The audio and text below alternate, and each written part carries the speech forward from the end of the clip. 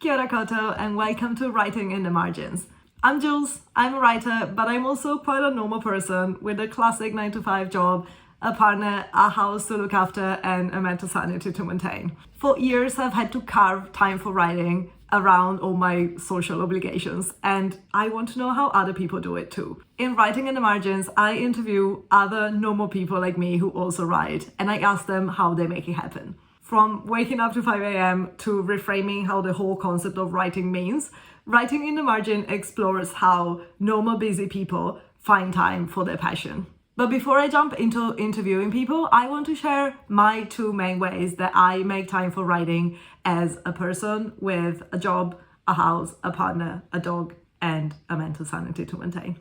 Number one, I reframed what writing means to me. I used to think that only a 3-hour-long head-down session with no breaks would count as writing.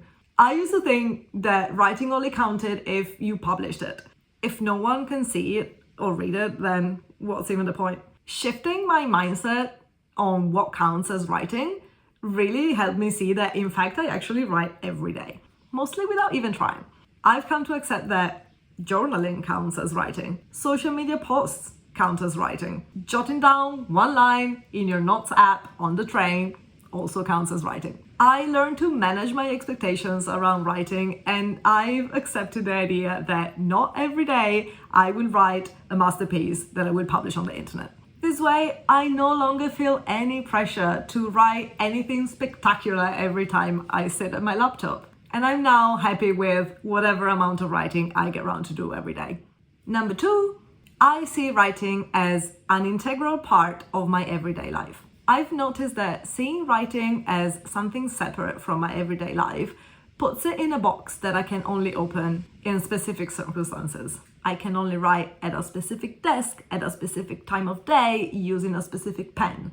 But actually for me, writing is just part of living. I mostly write to process my thoughts, and that's why I do it so often. And even though it does make sense to have a dedicated space for writing, I write wherever I get the chance. In bed, on the train, on the toilet, on my phone, in my lunch break. Writing is just something I do every day, throughout the day. Just like I brush my teeth, I feed my dog, I do the dishes. Seeing writing as an integral part of my everyday life helps me see it more as my identity as opposed to something I should do. And it helps me let it blend naturally into my everyday habits. These are the two main ways I keep up my writing practice as an ordinary busy person. If you're curious to know more from me and a bunch of incredible busy humans who also write, stay tuned for more episodes of the Writing in the Margins project. Thank you for stopping by. Speak soon!